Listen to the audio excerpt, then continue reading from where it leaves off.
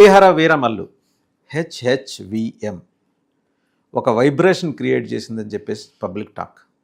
కథ కానీ, కథను నడిపించిన తీరు కానీ, దర్శకత్వం కానీ, పవన్ కళ్యాణ్ ప్రతిభా విశేషాలు కానీ, ఆయన నటనా వైదుష్యం కానీ ప్రేక్షకుల్ని కట్టిపడేశాయి అని చెప్పేసి రివ్యూస్ వస్తున్నాయి. ఏంటి ఆ కథ ఏంటి?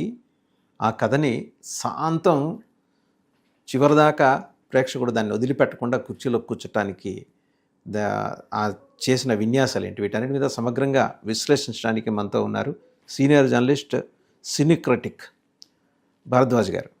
నమస్తే భరద్వాజ్ గారు. నమస్తే అండి. సో చాలా హైప్ క్రియేట్ అయింది కదండి హెచ్హెచ్విఎం. అవును, అంటే కన్ఫ్యూజన్ ఉంది మొదట. అసలు ఈ ప్రాజెక్ట్ అవుతుందా, సినిమా రిలీజ్ అవుతుందా అనేటువంటి ఒక కన్ఫ్యూజన్ ఉంది. ఒక దశలో ప్రాజెక్ట్ ఆగిపోయింది అనే ప్రచారం కూడా జరిగింది. ఫైనల్గా రిలీజ్కి వచ్చేస్తుంది, కొద్ది రోజులు ఆయన షూట్లో పాల్గొంటే అయిపోతుంది అన్న దగ్గర నుంచి అభిమానుల్లో కొంచెం ఆశలు చిగురించినాయి. ఇది మొదటి కాస్ట్యూమ్ డ్రామా ఆయనకి, పవన్ కళ్యాణ్కి. ఇప్పటి వరకు ఆయన ఆ టైంకి ఏ క్యారెక్టర్ అవసరమో అది చేసుకుంటూ వెళ్ళాడు. ఎప్పుడూ కూడా ఏ రకమైనటువంటి వేరియేషన్స్ లేవు కెరియర్లో. చిరంజీవి గారికి కూడా అదే జరిగింది. అవును. అందుకని ఒక కాస్ట్యూమ్ డ్రామా చేయాలనే తపరతో ఆయన సైరా అనేటువంటి సినిమా చేశాడు. ఇప్పుడు ఈయన కూడా ఒక పీరియాడికల్ డ్రామా ఒకటి చేయాలి, ఒక కాస్ట్యూమ్ డ్రామా చేయాలనే తాపత్రయంతో ఈ సబ్జెక్టుకి ఓకే చెప్పాడు. యాక్చువల్గా ఈ ప్లేస్లో వేదాలం రీమేక్ జరిగి ఉండాలి. ఆ ప్రపోజల్తో వెళ్ళాడు రత్నం గారు. వెళ్ళిన తర్వాత అది దాదాపు ఓకే అవుతున్న టైంలో క్రిష్ గారి దగ్గర నుంచి ఈ ప్రపోజల్ వెళ్ళింది. ఈ కథ చెప్పాడు ఆయన. చెప్పినప్పుడు వీళ్ళు పాన్ ఇండియా మార్కెట్కి ఇది బాగుంటుంది, కొంచెం అంటే మార్కెట్ పెరుగుతోంది కాబట్టి మనం ఇన్వెస్ట్మెంట్ పెంచి వెళ్ళొచ్చు అనే ఉద్దేశంతో మొదలుపెట్టారు ఈ సినిమా. ఇది లైన్ ఏంటంటే కోహినూరు వజ్రానికి సంబంధించి ఒక లైన్ నడుస్తుంది. దీంతోపాటు భారతదేశంలో హిందువులని ముస్లిం రూలర్స్ విపరీతంగా హింసించారు, అంటే మత మార్పిడులను విపరీతంగా ప్రోత్సహించడం మాత్రమే కాదు, బలవంతపు మత మార్పిడులు జరిగాయి.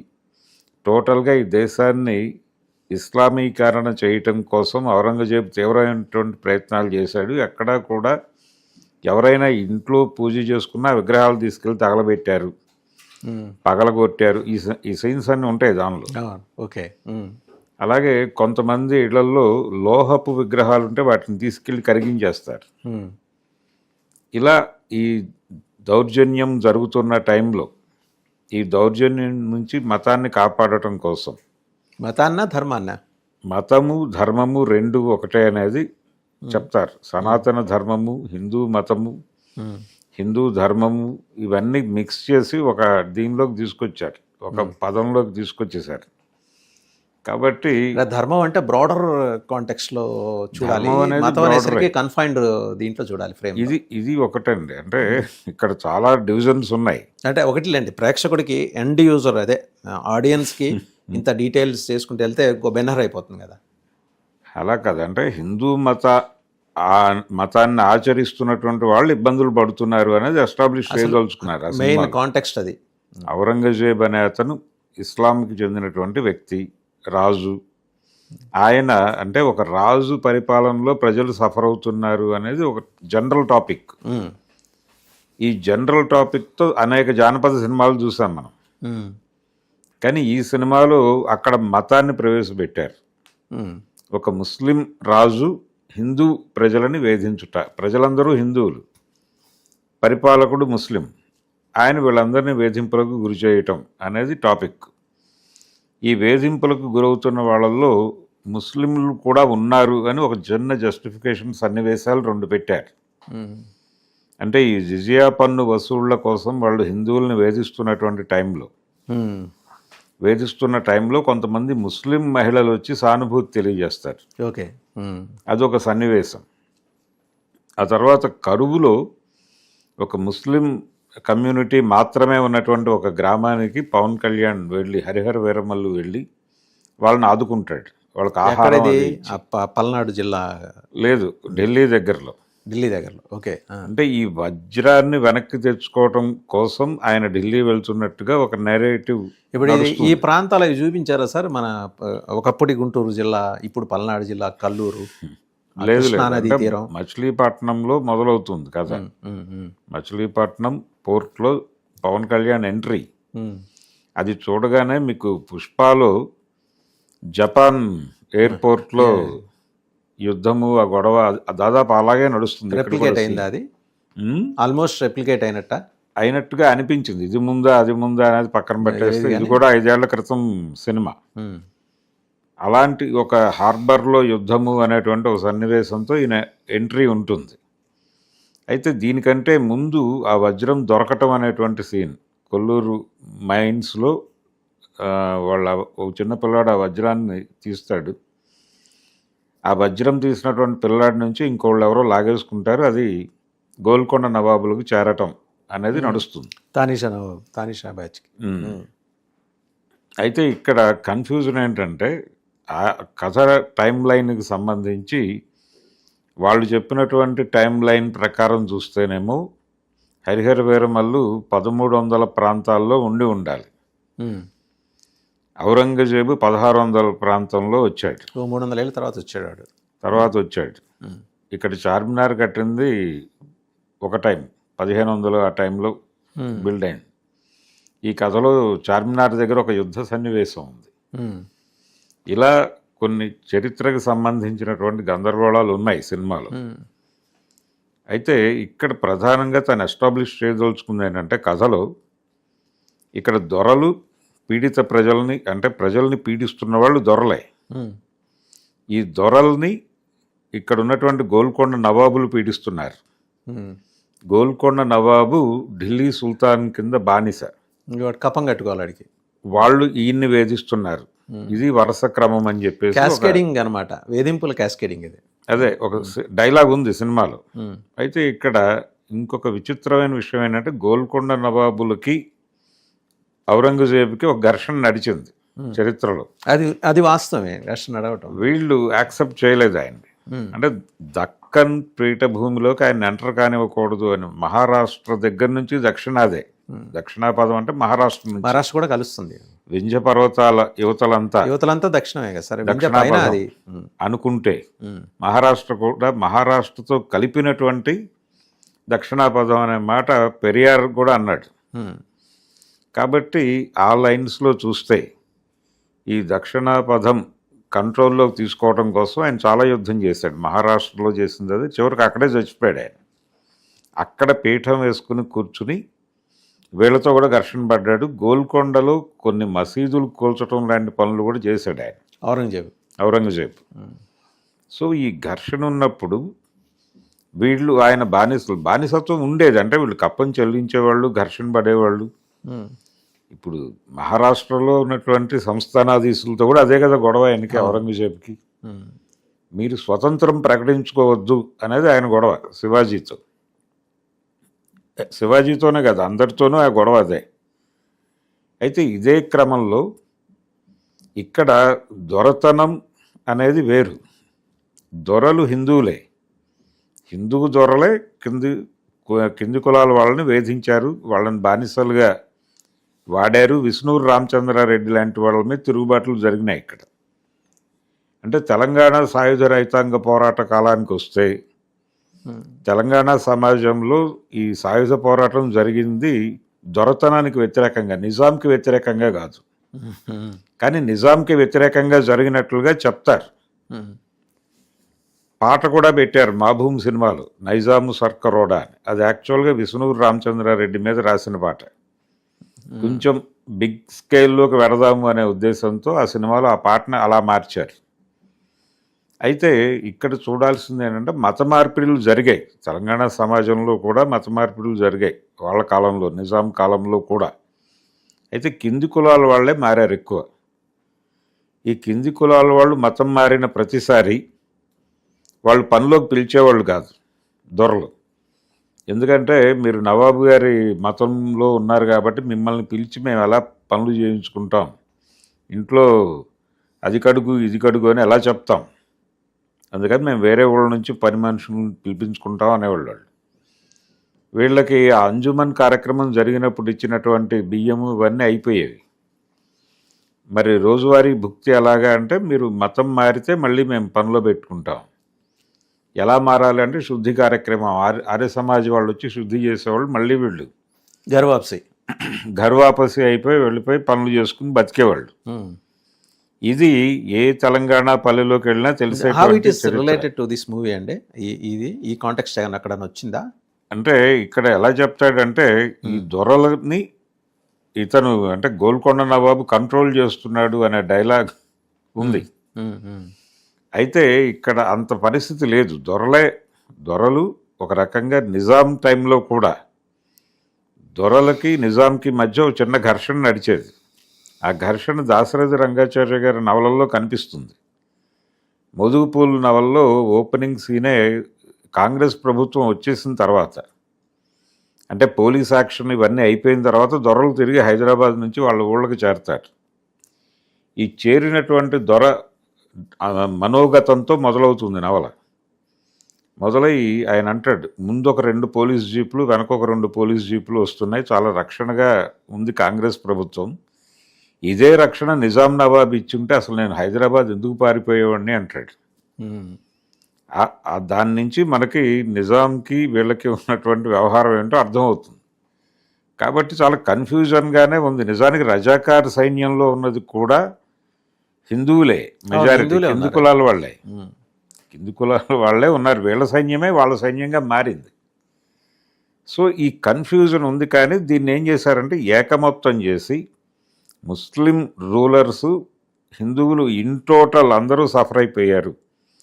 ఒక పూజ జరుగుతూ ఉండగా అక్కడికి ఔరంగజేబు సైన్యం వచ్చేసి మొత్తం వాళ్ళందరినీ చితక్కొట్టేసి ఆ మొత్తం ఆ యజ్ఞవాటికలు అవన్నీ తవ్వేసి వెళ్ళిపోతారు.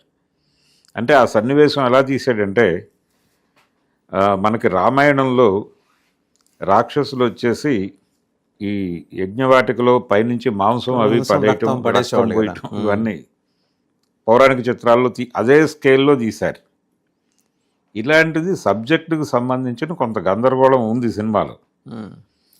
అయినప్పటికీ and how could the director connect Harihara Veeramallu of 1300 to 1600s Aurangzeb? అంటే ఒక లైన్ అనుకున్నాడు అతనికి, ఎక్కడో చదివి. అంటే లేకపోతే ఇంకొక హరిహర వీరమల్లు 1600sలో ఉన్నాడా? ఆ పాసిబిలిటీ కదా. మన పులకేసులు చాలా మంది ఉంటారు కదా. పులకేసులు ఉన్నా కానీ ఇక్కడ హరిహర వీరమల్లు అనే క్యారెక్టరే ఫిక్షన్ క్యారెక్టర్ అని చెప్పారు వీళ్ళు. చెప్పారా? అదే డిస్క్లైమర్ చెప్పారు. కాకపోతే వాళ్ళు చెప్పిన టైం లైన్, వాళ్ళు ఎవరినైతే అక్కడ ప్రభువుగా చూపిస్తున్నారో ఔరంగజేబుని చూపించారు. ఇక్కడ తానిషా కంటే ముందు జరిగినటువంటి వ్యవహారంగా నడుస్తుంది ఇక్కడ. ఓకే. సో ఇవన్నీ చూసినప్పుడు టైం విషయంలో వీళ్ళు పెద్దగా సీరియస్గా పట్టించుకోలేదు అనేది అయితే అర్థమవుతుంది. ఈ కోహినూరు దొరికిన టైము ఇవన్నీ క్యాలిక్యులేట్ చేసుకుంటూ వెడితే చరిత్రకు సంబంధించిన కొంత గందరగోళం ఉంది. అయితే ఇవన్నీ పక్కన పెట్టేస్తే సినిమా ఇవన్నీ ఉన్నప్పటికీ పవన్ కళ్యాణ్ ఉన్నాడు అక్కడ. పవన్ కళ్యాణ్ ఉన్నాడు. అతను దొంగగా ఓపెన్ అవుతాడు. అంటే ఒక రాబిన్ హుడ్ తరహా క్యారెక్టర్లో ఓపెన్ అవుతాడు. ఉన్న వాళ్ళని కొట్టి లేని వాళ్ళకి పంచిపెట్టేటువంటి క్యారెక్టర్గా ఓపెన్ అయ్యి నెమ్మదిగా ఈ వజ్రం కోసం, దాన్ని వెనక్కి తీసుకురావడం కోసం ఒక అడ్వెంచరస్ ట్రావెల్ మొదలవుతుంది ఈ ప్రాంతం నుంచి ఢిల్లీకి. ఈ ప్రయాణంలో వీళ్ళు ఎదుర్కొన్నటువంటి బాధలు, కష్టాలు, అదొక అడ్వెంచరస్ డ్రామాగా నడపాలనుకున్నాడు ఆయన, డైరెక్టర్ గారు. వెళ్ళి అక్కడ ఔరంగజేబుతో యుద్ధం. ఇది యాక్చువల్గా ఒకటే భాగం సినిమా, ఒకటే సినిమాగా తీయాలనుకున్నది. అనుకోకుండా 2 భాగాలు చేశారు. రెండో పార్ట్ ఎప్పుడు ఉంటుంది? అదే సీక్వెల్ మేబీ ఇంకా టైం పడుతుందండి. ఇంకో 2 years ఈజీగా పడుతుంది వీళ్ళు చెప్తున్న ప్రకారం, తీస్తున్న ప్రకారం. అయితే ఈ సినిమాలో ఈ కథని జానపద తరహాలో చెప్పే ప్రయత్నం చేశారు. సోషియో ఫ్యాంటసీయా లేకపోతే పూర్తిగా జానపదమా? జానపద ధోరణిలోనే, ఫోక్లోర్ సినిమా లాగానే కనిపిస్తుంది. కాకపోతే కొంచెం చారిత్రక నేపథ్యాలు ఉన్నాయి. ఇప్పుడు సర్దార్ పాపారాయుడు అనే సినిమాలో పాపారాయుడు క్యారెక్టర్ ఫిక్షన్ అయ్యి, కాకపోతే చుట్టూ కనిపించే వాతావరణం వాస్తవం. బ్రిటిష్ ప్రభువులు ఉండటము, ఇక్కడ ప్రజల మీద అణిచివేత విధానాలు అవలంబించటం, ఒక హింసా మార్గం, ఒక అహింసా మార్గం, ఇవన్నీ నడుస్తాయి ఆ సినిమాలో. చరిత్రకు సంబంధించినటువంటి డీవియేషన్స్ ఉండవు. ఒక రెవల్యూషనరీ క్యారెక్టర్ ఫిక్షన్ పెట్టుకుని ఆ క్యారెక్టర్ని పెట్టి సినిమాని నడిపేశాడు దాసనారాయణరావు గారు. ఇక్కడికి వచ్చేసరికి వీళ్ళు ఈ సనాతన ధర్మము పరిరక్షణ ఇది ఈ ప్రెజర్లో కొన్ని సన్నివేశాలు కొంచెం ఓవర్గా నడిచినప్పటికీ సినిమా అనేది వాళ్ళకి ఒక జానపద కథగా చెప్పాలనుకున్నారు కాబట్టి ఈ జనరేషన్ ఆడియన్స్ అనేక ఇంగ్లీషు సినిమాలకి వీటన్నిటికీ ఎక్స్పోజ్ అయి ఉన్నారు. కాబట్టి టెక్నికల్గా వీళ్ళు చాలా కోరుకుంటారు. వీళ్ళ కోరికలు తీర్చే పద్ధతిలో అక్కడ టెక్నికల్ ఇది లేదు. కథ డామినేట్ చేసిందా లేకపోతే ఈ కథని కథకి పవన్ కళ్యాణ్ డామినేట్ చేశారా?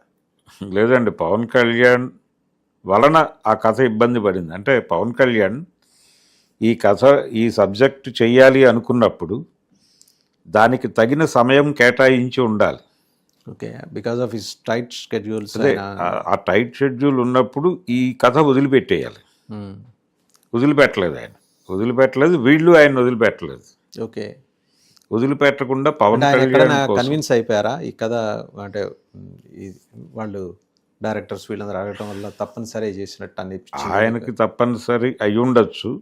ఆయన్ని ఈ టాపిక్ ఉంది, మీరు జనరల్గా మాట్లాడుతున్నటువంటి ఈ ధార్మిక విషయాలు కూడా బలంగా చెప్పచ్చు ఈ కథలో అని చెప్పి ఆయన కన్విన్స్ అనేది ఆయన్ని కన్విన్స్ చేశారు. రెండోది ఈ సబ్జెక్టుకి పాన్ ఇండియా మార్కెట్ ఉంది అని వాళ్ళని పాన్ ఇండియా మార్కెట్ అయితే ఉంది. ఎందుకంటే మీరు చూసారు కదా, ఇటీవల మనం ఆయన సంభాజీది మూవీ చూసాం. అయితే ఇక్కడ ప్రాబ్లం ఏమైందంటే టెక్నికల్గా చాలా వీక్గా ఉంది సినిమా. బట్ అంటే ఇఫ్ యూ కుడ్ కంపేర్ అండి, చావా కూడా మీరు చూసే ఉంటారు.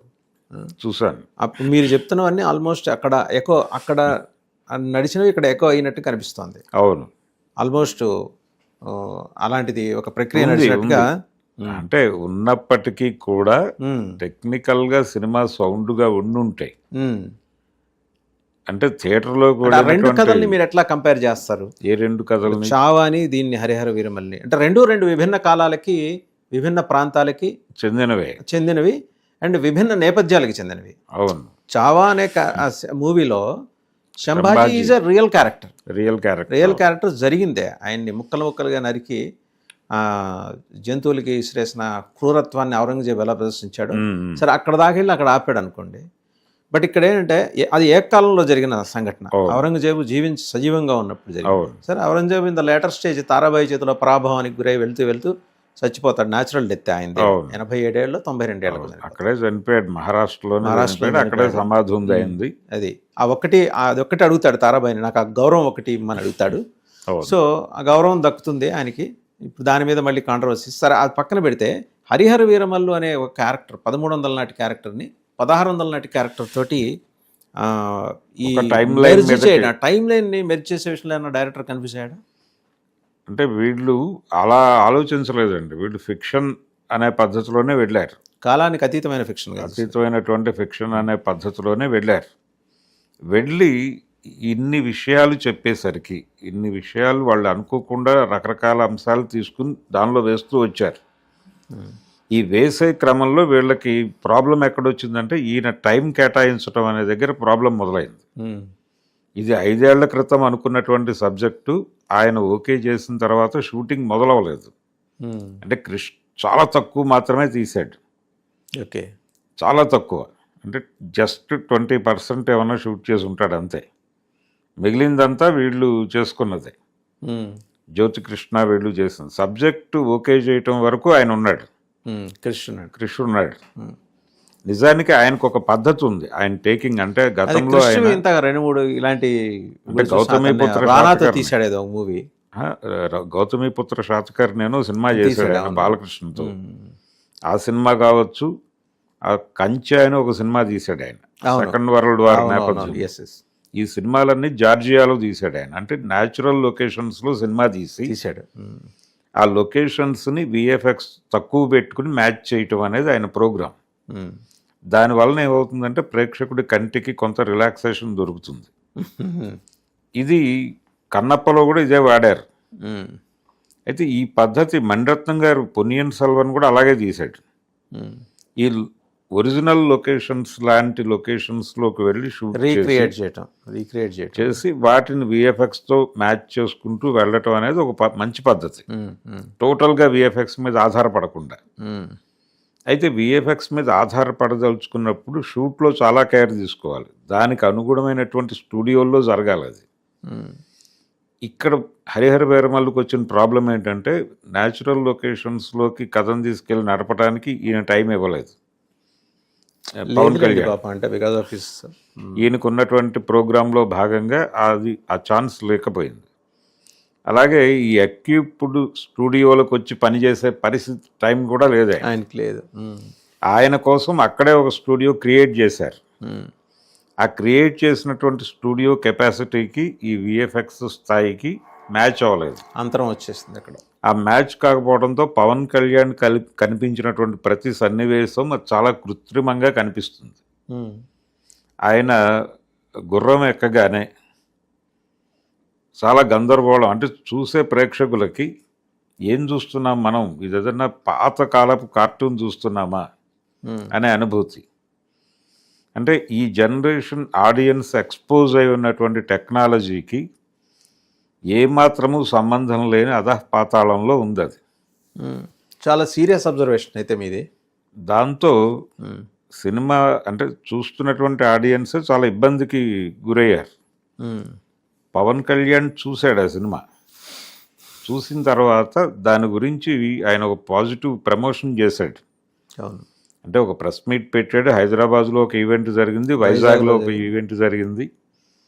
నిజానికి జాతీయ స్థాయిలో కూడా ఒక ఈవెంట్ జరపాలి అనుకున్నారు. యోగి ఆదిత్యనాథ్ని గెస్ట్గా పిలిచి అయోధ్యలో చేయాలి అనే ఆలోచన కూడా చేశారు. అదేది వర్కౌట్ అవ్వలేదు. రెండోది, ఇది తెలుగు రాష్ట్రాల వరకే రిలీజ్ పరిమితం అవటం అనేది కూడా చూసాం మనం. ఇలా రకరకాలుగా దాని స్కేల్ తగ్గుతూ వచ్చింది.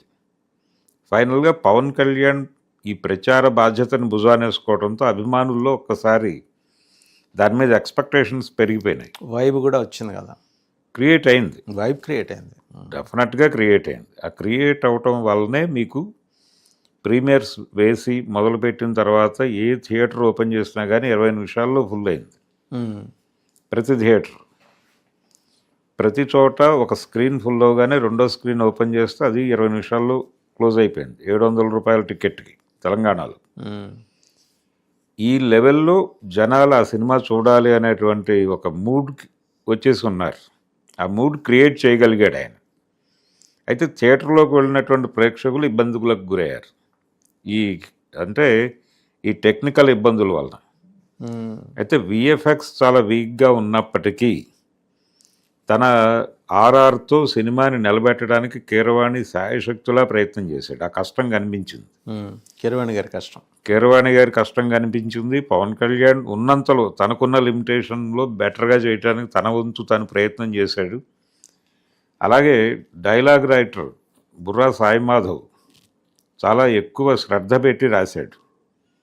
అంటే అక్కడున్న కండిషన్స్లో ఏ డైలాగ్ పడితే ఆడియన్స్ కనెక్ట్ అవుతారో అలాగే వెళ్ళాడు ఆయన.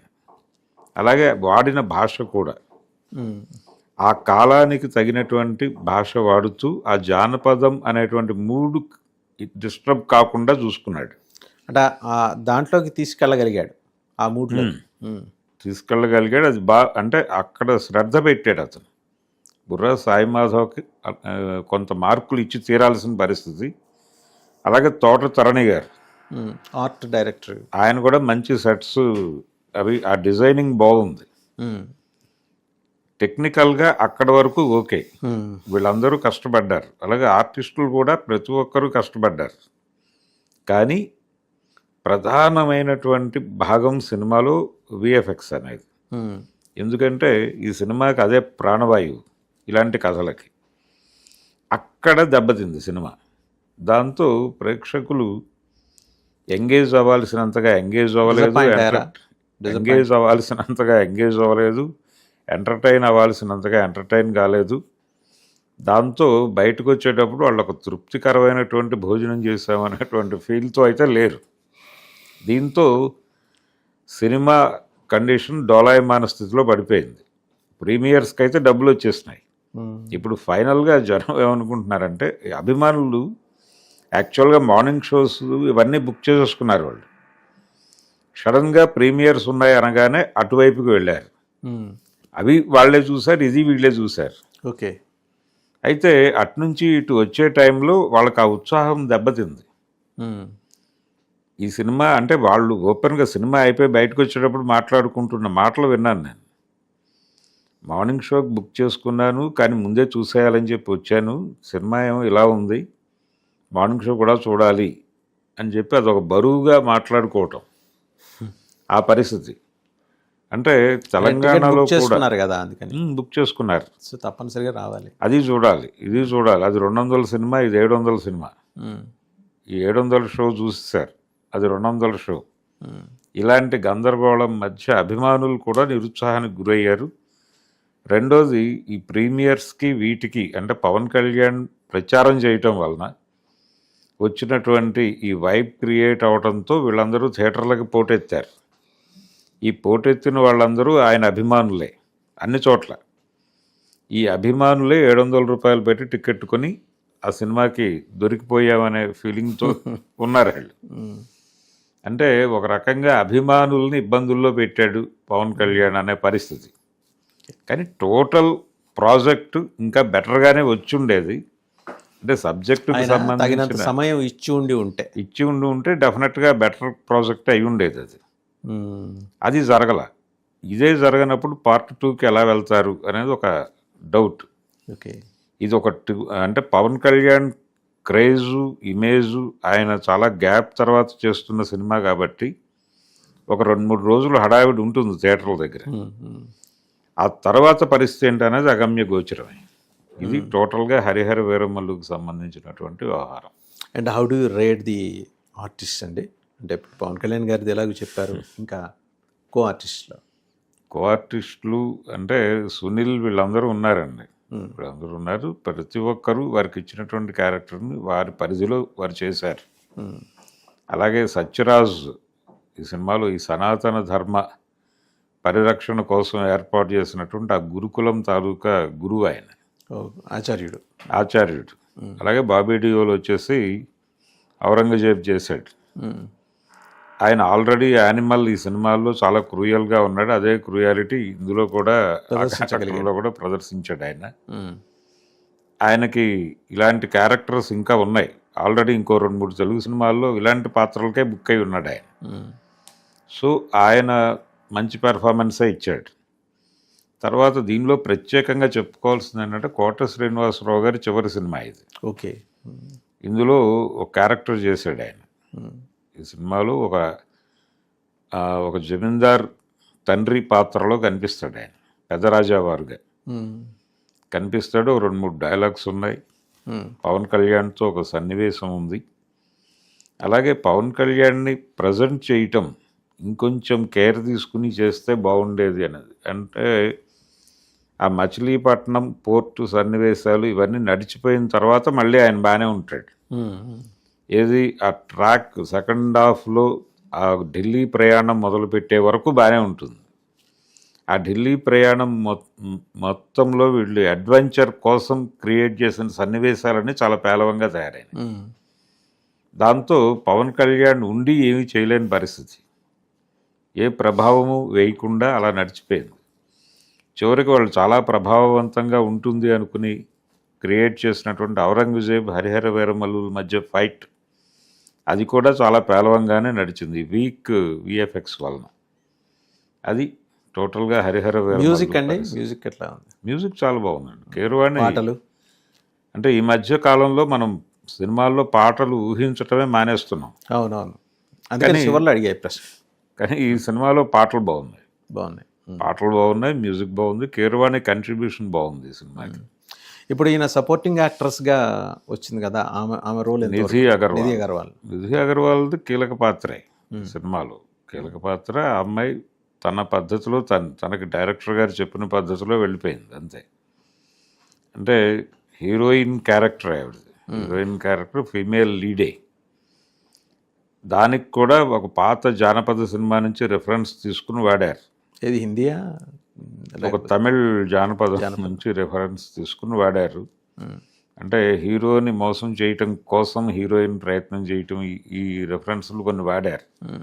అది బాగానే వర్కౌట్ అయింది. ఆడియన్స్లో ఒక క్యూరియాసిటీ క్రియేట్ చేయడం కోసం చేసిన గిమ్మిక్ అది. ఆ సినిమాలు ఈ జనరేషన్ వాళ్ళకి ఎలాగూ తెలిసి ఉండవు అనే ధైర్యంతో కూడా వెళ్ళారు, నమ్మకంతో. అలా అంటే వాళ్ళు ఏదో చాలా పెద్ద ఇది చేద్దాం అనుకున్నారు. అంటే మనకు ఒక పాత సామెత ఉంది, ఏదో చేయబోతే ఇంకేదో అయిందని. అయ్యవారిని చేయబోతే హరిహర వీరమల్ల అయింది అన్నట్టు అయిపోయింది ఇక్కడ పరిస్థితి. వాళ్ళ ఎఫర్ట్లో తప్పుందని నేను అనుకోవట్లేదు. వాళ్ళు పాన్ ఇండియా సినిమా చేయాలి అంటే పవన్ కళ్యాణ్ గారి మార్కెట్ పెంచాలి, ఇలా రకరకాల వ్యూహాలతో మొదలైంది. బట్ ఒకట్లేండి, as you rightly said, due to time constraint Pawan Kalyan garu ఎక్కువ సమయం కేటాయించలేకపోవడం. అది ఎందుకంటే ఆయనకున్న రకరకాల ఒత్తిళ్ళు. అక్కడ డిప్యూటీ చీఫ్ మినిస్టర్గా అటు రోల్ అండ్ ఈ needs to address the public issues. అవును, సైమిల్టేనియస్గా మరి అక్కడే సెట్ వేయించుకొని అంత కష్టపడి చేశారు అంటే లెట్ us hope అండి. అంటే ఈ ఒక వారం అయిన తర్వాత తెలుస్తుందేమో అదే అసలు పాలసీ ఏంటి. ఇప్పుడు వచ్చేదంతా 1 వీక్ అంతా 2-3 డేస్లో, అంటే మండే క్లారిటీ వస్తుంది. కాబట్టి డైరెక్టర్కి ఎన్ని మార్కులు వేస్తారు? ఇద్దరు డైరెక్టర్లు అండి. అంటే క్రిష్ కొంత చేశాడు, ఈయన జ్యోతికృష్ణ బ్యాలెన్స్ వర్క్ అంతా ఆయన చేశాడు. రాబోయే ఒకవేళ సెకండ్ పార్ట్ వస్తే ఆయన చేస్తాడు. క్రిష్ చేస్తాడు? లేదు, ఈయన జ్యోతికృష్ణ. ఇంకా క్రిష్కి సంబంధం లేదు దీనిలో. అందుకని ఇద్దరికి మార్కులు వేయాలి. అంటే ఈ సబ్జెక్ట్ డిజైన్ చేసినందుకు ఆయన క్రిష్కి, దాన్ని ఎగ్జిక్యూట్ చేసినందుకు జ్యోతికృష్ణకి మ్యాక్సిమం కష్టపడ్డారండి. ఉన్న లిమిటేషన్స్లో కష్టపడ్డారు వాళ్ళు ఇద్దరు వాళ్ళ పరిధిలో. కానీ ఏం చేయలేని కండిషన్, ఇంత గందరగోళపు పరిస్థితి ఉన్నప్పుడు ఇలాంటి ప్రాజెక్టులు వెళ్లకుండా ఉండటమే సేఫ్. రైట్, కానీ వెళ్ళారు. Right, thank you Bharadwaj garu, thank you very much. So చూసాం కదా, cine critic and senior journalist Bharadwaj garu చెప్పింది. 2 విభిన్న కాలాలకు సంబంధించిన 2 పాత్రల్ని ఏకకాలంలో ఒకే తెర మీద తీసుకొచ్చే ప్రయత్నం అయితే ఇద్దరు డైరెక్టర్లు చేశారు. 2 విభిన్న కాలాలు, 2 డైరెక్టర్లు. సరే, మూల కథ కృష్ణది కావచ్చు, దాని కొనసాగింపు జ్యోతికృష్ణది కావచ్చు. బట్ పవన్ కళ్యాణ్ గారు మరింత సమయం కేటాయించే అవకాశం ఉంటే ఇంకాస్త బెటర్గా వచ్చి ఉండేది అనేది భరద్వాజ్ గారి అభిప్రాయం. అండ్ మ్యూజిక్కి మంచి మార్కులు వేశారు. పాత తమిళ జానపద సినిమా నుంచి, చిత్రం నుంచి తీసుకున్న కొన్ని కాంటెక్స్ట్ని క్యూ చేసి నడిపించిన తీరు బాగుంది. తోటతరణి గారికి 100% మార్కులు వేసేస్తారు. తోటతరణి గారికి 100%. అండ్ ఓవరాల్గా ఏంటంటే పవన్ కళ్యాణ్ ఆయన ముద్రలాగే ఉంటుంది. ఇంకాస్త సమయం వెచ్చించి ఉంటే బాగుండేది. చూద్దాం, అంటే సీక్వెల్ అలాగా వస్తుందని ఆశాభావం